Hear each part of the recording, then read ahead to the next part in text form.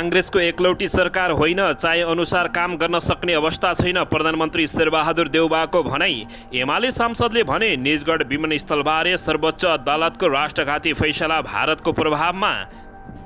बैतडीमा जन्ममिति बढाएर वृद्ध भत्ता लिने 14 जनालाई कारवाही गरिने। उपेन्द्र यादवलाई ओइले ओली, अहिले बाबुराम भट्टराईका कारण तनावमा।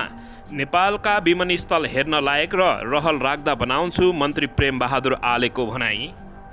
प्रधानमन्त्री देउबा 7 चोटि प्रधानमन्त्री बन्नुभयो भने नेपालको हालत के होला भन्दै नेता भीम रावलको निकै कडा प्रश्न।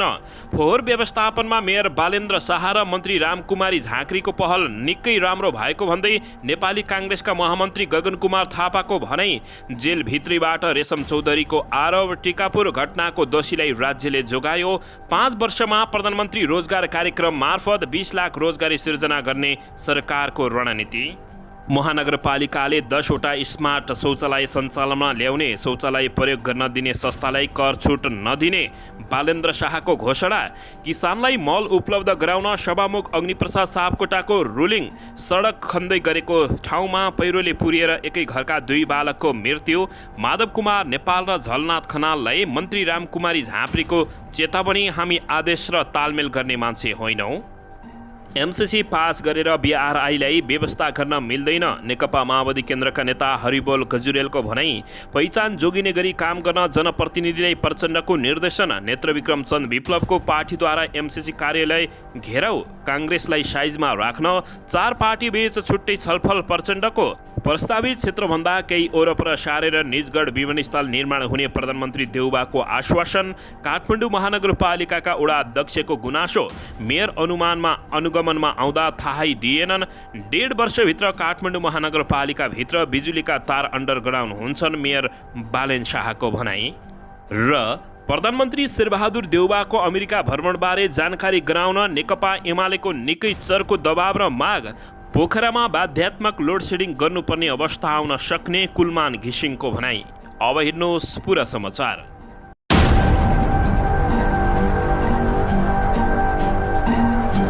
दर्शक महानुभावहरू नमस्कार। नेपाली न्युज टिभीको न्युज बुलेटिन खबरमा यहाँहरूलाई हार्दिक स्वागत छ। सदाझै आज पनि तपाईँहरूमाझ देश तथा विदेशका महत्त्वपूर्ण समाचार अपडेटका साथ उपस्थित भइसकेका छौँ। दर्शक महानुभावहरू, हामीलाई तपाईँहरूले कहाँदेखि हेर्दै हुनुहुन्छ नेपाल भाइ जिल्ला र ठाउँको नाम लेख्नुहोला। यदि विदेशमा हुनुहुन्छ भने आफू रहेको देशको नाम पनि लेख्न नभुल्नुहोला। र हाम्रो च्यानल नेपाली न्युज टिभीलाई अहिलेसम्म पनि सब्सक्राइब गर्नुभएको छैन भने सब्सक्राइब गर्नुहोला। साथै सँगै रहेको बेल आइकन दबाउन पनि नभुल्नुहोला। आउनुहोस् दर्शक महानुभावहरू, आजको मुख्य समाचारबाट सुरु गरौँ।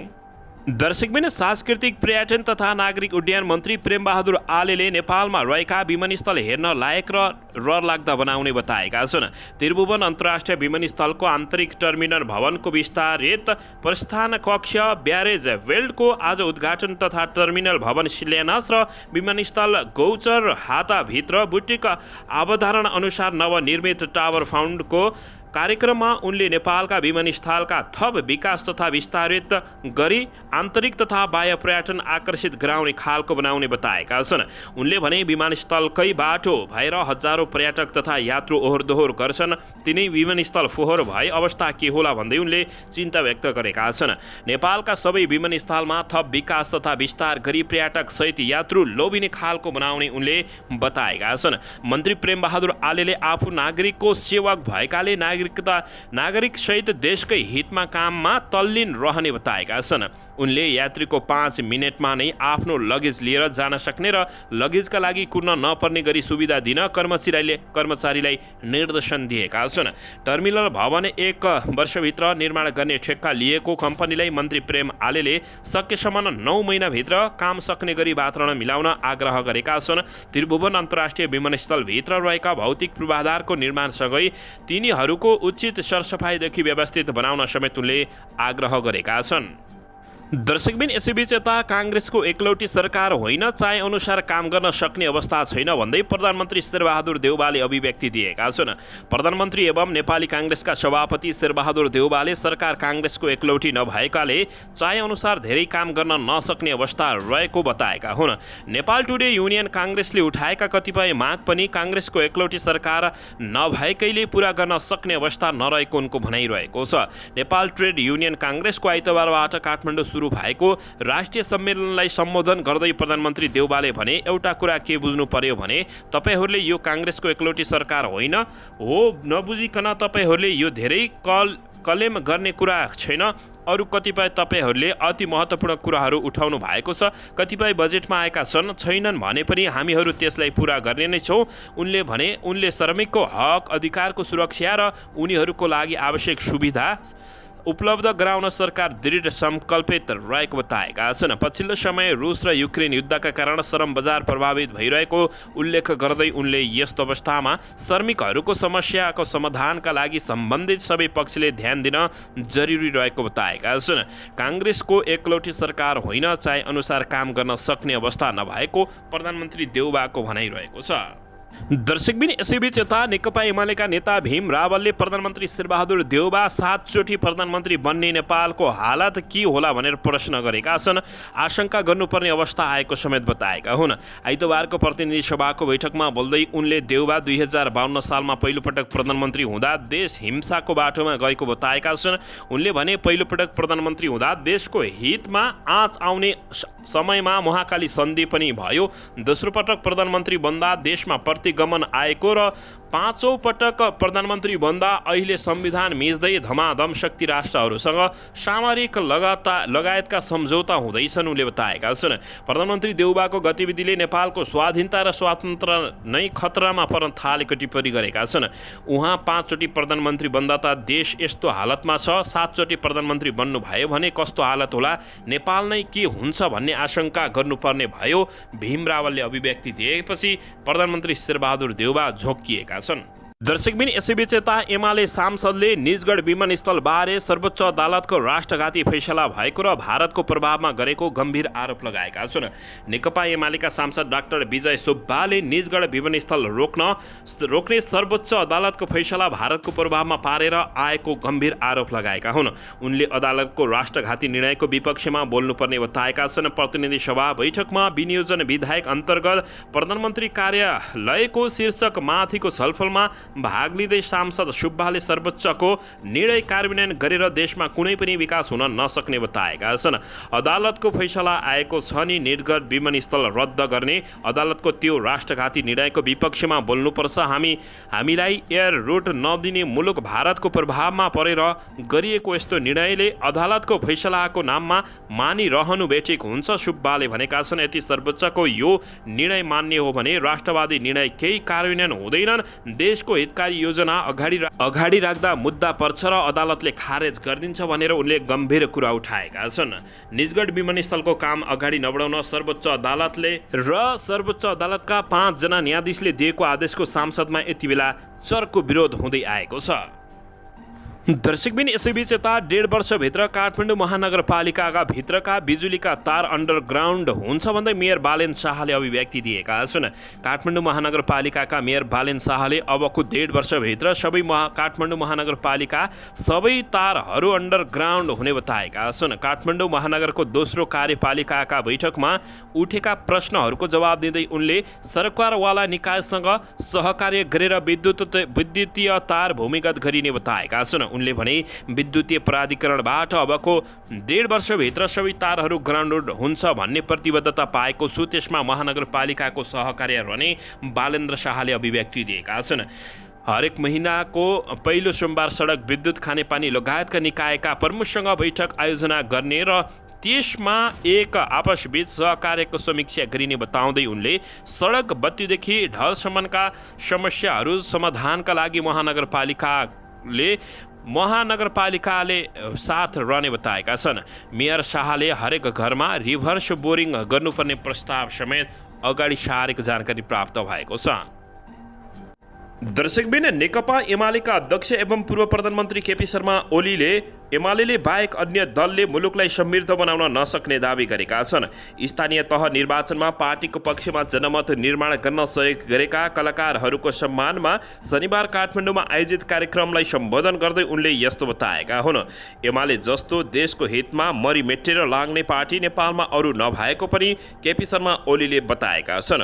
केपी शर्मा ओलीले भनेका छन्, एमाले बाहेक अन्य दलले समृद्धि नेपाल, खुसी नेपाली भनेको सुन्नु भएको छ भन्दै प्रश्न समेत गरेका छन्। देशलाई मानव समाज जस्तो बनाउनु छ भने, विकसित सभ्य आधुनिक नेपाल निर्माण गर्नु छ भने एमाले बाहेक अरूले अगुवाई गर्न नसक्ने केपी शर्मा ओलीको ठोकुवा रहेको छ। सही सत्य कुरा यो हो, यो राजनीतिक गरेको होइन, भोट मागेको होइन, देशको हितको पक्षमा बोलेको हो, देशको हितको पक्षमा सत्य बोलेको हो। यदि एमालेका नीतिहरू त्यस्ता हुँदैन थिए भने, अरू नीति देशको पक्षमा हुन्थे भने म आफै त्यो पार्टीमा हुन्थे, किनभने देशभन्दा ठुलो अरू केही पनि हुँदैन। तर यथार्थ के हो भने एमाले जस्तो देशलाई माया गर्ने, देशको हितमा लड्ने र देशका निमित्त मरिमेट्ने अर्को पार्टी नभएको केपी शर्मा ओलीले बताएका छन्। दर्शकबिन यसैबीच यता नेकपा माओवादी केन्द्रका अध्यक्ष एवं पूर्व प्रधानमन्त्री पुष्पकमल दाहाल प्रचण्डले अर्को लडाईँका लागि तयार भएर बस्न कार्यकर्तालाई निर्देशन दिएका छन्। पार्टीको गण्डकी प्रदेश समितिले शनिबार पोखरामा आयोजना गरेको गण्डकी प्रदेश स्तरीय विस्तारवेद राजनीतिक प्रशिक्षण तथा नवनिर्वाचित जनप्रतिनिधिहरूलाई अभिमुखीकरण कार्यक्रममा प्रचण्डले कार्यकर्तालाई निर्देशन दिएका हुन्। हाल भइरहेको पुँजीवादी निर्वाचन प्रणाली बदल्न, जनताको पक्षमा निर्वाचन प्रणाली बनाउन र जनताले फैसला गर्ने प्रकारको शासकीय स्वरूप ल्याउन एकपटक लडाईँ लड्नुपर्ने अवस्था आउने पुष्पकमल दाहाल प्रचण्डको भनाइरहेको छ। प्रचण्डले शासकीय रूपमा कस्तो भन्ने विषयमा भने उनले केही नबताएको अवस्था रहेको छ। हालको निर्वाचन प्रणाली धेरै खर्चिलो भएको र यसलाई परिवर्तन गर्न अन्य दलले समेत भनिरहेको उनले बताएका छन्। अबको लडाईँको नेतृत्व माओवादी केन्द्रले गर्नुपर्ने अवस्था आउने दावी गर्दै प्रचण्डले हालकै निर्वाचन प्रणाली कायम रहे लडाईँ छिट्टै सुरु गर्नुपर्ने बताएका छन्। लडाईँका लागि तयार भएर बस्नुहोस्, लडाईँ हामी जित्छौँ र माओवादी अर्को हटलाइनमा पुग्छ भन्दै पुष्पकमल दाहाल प्रचण्डले अभिव्यक्ति दिएका हुन्। दर्शकबिन हाइटेन्सन लाइनबाट 8 घण्टा पछि एकजना युवालाई उद्धार गर्दा प्राधिकरणलाई करोडभन्दा बढी घाटा लागेको बताइएको छ।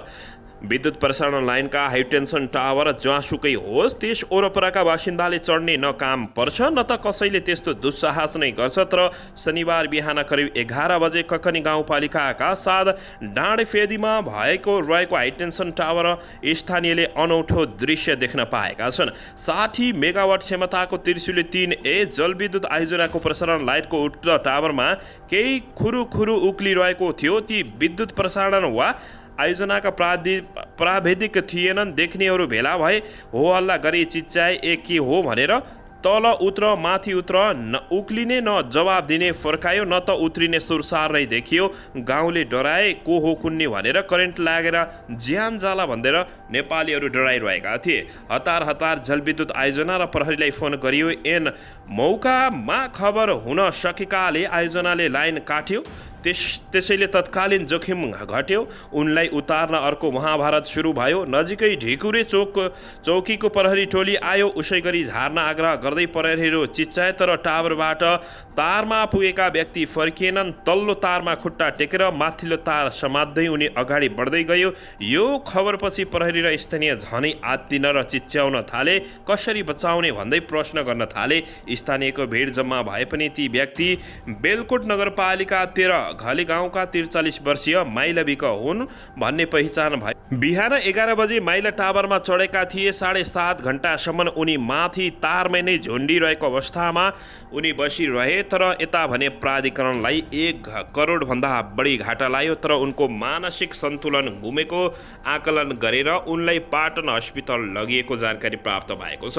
दर्शकबिन यसैबीच यता पृथ्वी राजमार्ग अन्तर्गत तनहुको आबुखैरेनी मुगलिन सडक खण्डमा ठुला सवारी साधन सञ्चालन नहुने भएको छ।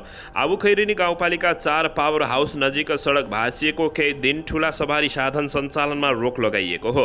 सो सडक खण्डबाट साना सवारी साधन मात्र एकतर्फी रूपमा सञ्चालन गरिएको प्रहरी नायब उपरीक्षक युवराज खड्काले जानकारी दिएका छन्। सडक भाँसिएको ठाउँबाट माइक्रो साना कार, मोटरसाइकल मात्रै वरपर आउने जाने गरेको छ। भिरकाटनको कार्य चलिरहेको बताउँदै मिलाउँदै साना सवारीलाई आवाजादा गराइएको जानकारी प्राप्त भएको छ।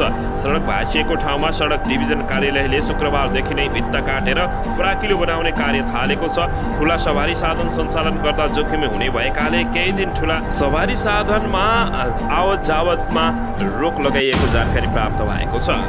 दर्शकबिन नेकपा एकीकृत समाजवादीका वरिष्ठ नेता झलनाथ खनालले सत्तारूढ दल गठबन्धनले नेकपा एकीकृत समाजवादीको ठिक ढङ्गले सम्मान गर्न नसकेको बताएका छन्। शनिबार काठमाडौँ महानगरपालिका 15मा आयोजित पार्टी कार्यक्रममा बोल्दै उनले भने, गठबन्धनले हामीलाई ठिक ढङ्गले न मूल्याङ्कन गर्न सक्यो, न त सम्मान गर्न सक्यो, न त त्यसबाट हामीलाई धेरै फाइदा नै भयो भन्दै उनले अभिव्यक्ति दिएका छन्। उनले एकीकृत समाजवादी एक्लै उभिएको ठाउँमा सफलता प्राप्त भएको बताएका छन्। उनले भने, जहाँ जहाँ हामी आफै उभियौँ, स्वतन्त्रपूर्वक उभियौँ, आफ्ना विचार नीति र सिद्धान्त लिएर उभियौँ, त्यो ठाउँमा राम्रो विजय प्राप्त भएको उनले बताएका छन्। यसैबीच उनले आफूले विद्रोहबाट नयाँ पार्टी निर्माण गरेको बताएका छन्। नयाँ पार्टी गठन गरेको 8 महिना पनि नपुगेको अवस्थामा पनि आफूहरूले पार्टीलाई राष्ट्रव्यापी रूपमा विस्तार र विकास गरेको उनको भनाइरहेको छ। पार्टीलाई क्रमशः सुदृढ गर्दै गरेको उनले दावी समेत गरेका छन्। तर यही बेलामा हामीले स्थानीय निर्वाचनको सामना गर्नु पर्यो, हामी राम्रोसँग तयार भइसकेका थिएनौँ उनले भने। तर यसरी आएको निर्वाचनमा हामीले देशव्यापी रूपमा गठबन्धन बनाएर सामना गर्ने प्रयत्न त गर्यौं नि भनेर अभिव्यक्ति दिएका।